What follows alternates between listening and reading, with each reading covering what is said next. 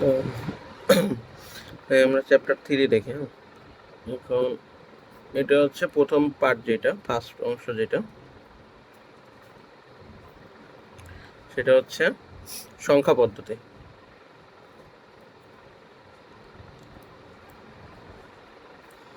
এখন সংখ্যা পদ্ধতির প্রথম যেই টপিকটা সেটা হচ্ছে কি কনভার্সন, মানে হচ্ছে কি রূপান্তর দিবে।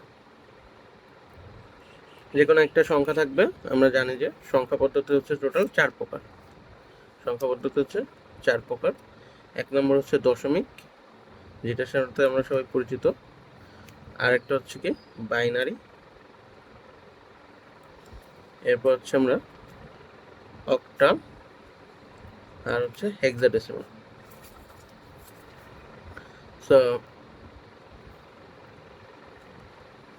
এই হচ্ছে 4টা সংখ্যা পদ্ধতি। দশমিকের আরেক নাম কি ডেসিমাল। তো এখন এই 4টার সাথে আমরা পরিচিত। এই 4টার কি দিবে, রূপান্তর দিবে। অর্থাৎ একটা অক্টাল সংখ্যা দিতে পারে, অক্টাল দিয়ে বললো দশমিকে রূপান্তর করো, বা হেক্সাডেসিমালে রূপান্তর করো, বা বাইনারি থেকে অক্টাল, যে কোনোটা থেকে আরেকটায় রূপান্তর করতে বলতে পারে। এখন আমাদের জানতে হবে যেটা, সেটা হচ্ছে কি যে দশমিক সংখ্যা মানে কি, বা ডেসিমাল মানে কোনগুলো।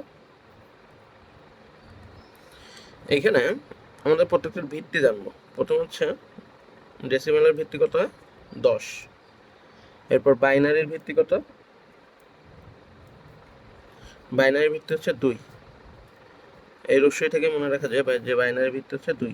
অক্টালের কত, অক্ট শব্দের অর্থ হচ্ছে 8, তাই না? অক্ট 8, তাহলে এখানে হচ্ছে 8।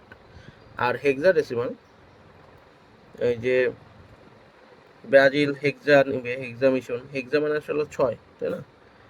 আর ডেসিমাল মানে হচ্ছে 10, তাহলে 6 আর 10 ইকুয়াল টু কত হয়? 6 আর 10 কত? 16, তাই না? তাহলে ভিত্তি হচ্ছে, তাহলে আমরা জানলাম ডেসিমালের দশমিক যেহেতু, সেটা ভিত্তি হচ্ছে 10, বাইনারির 2, অক্টালের 8, আর হেক্সাডেসিমালের 16। এখন ভিত্তি বাইনারির 2টা, তার মানে সেই 2টা কি কি? একটা হচ্ছে 0 আর একটা হচ্ছে 1। 0 আর 1 এগুলো হচ্ছে বাইনারি। ডেসিমালের তাহলে 10টা কি হবে? 0 থেকে শুরু করে 9 পর্যন্ত। 0, 1, 2, 3, 4, 5, 6, 7, 8, 9। আর বাইনারি শুধু 0 আর 1। 8 হচ্ছে অক্টালে, তার মানে 0 থেকে 8 পর্যন্ত হবে। 0 থেকে কত পর্যন্ত? 8 হবে না 7 হবে? 7 পর্যন্ত হবে, তাহলে আমরা 8টা পেয়ে যাবো, তাই তো? 6, 7, এইটা। তার মানে অক্টালে কিন্তু কোনো 8 আর 9 বলে কোনো সংখ্যা নেই। অক্টালে কোনো 8 আর 9 বলে কোনো সংখ্যা নেই, ঠিক আছে? অক্টালে কোনো 8 আর 9 বলে কোনো সংখ্যা নেই। হেক্সাডেসিমালে তাহলে কি আসবে? 16টা, যেহেতু 0 থেকে প্রথম কথা হচ্ছে আমাদের 9 পর্যন্ত চলতে থাকবে। 0, 1, 2, 3, 4, 5, 6, 7, 8, 9। 9 হওয়ার পরে এবার এখানে আমার 10টা হলো, তাই না? 0 থেকে 9 10টা হয়েছে। এখন আরও 6টা আছে, সেই 6টা হচ্ছে এ, বি, সি, ডি, ই, আর হচ্ছে এফ। এই হচ্ছে আমাদের আর 6টা, টোটাল এই 16টা। এখন পরীক্ষা যেটা আসবে, যে আমাকে যে কোনো একটা সংখ্যা দিয়ে, সাপোজ এরকম দিল AB2, এটা একটা কি সংখ্যা? অবশ্যই এবি থাকে কি হেক্সাডেসিমালে এবি থাকে, তার মানে এটা একটা হেক্সাডেসিমাল সংখ্যা।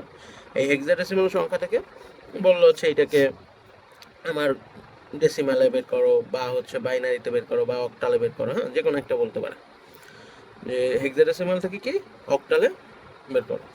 এখন এই যে একটা থেকে আরেকটা রূপান্তরের জন্য আমরা এখন 2টা থিওরি শিখবো, যে 2টা থিওরির সাহায্যে আমরা এগুলো সলভ করতে পারবো।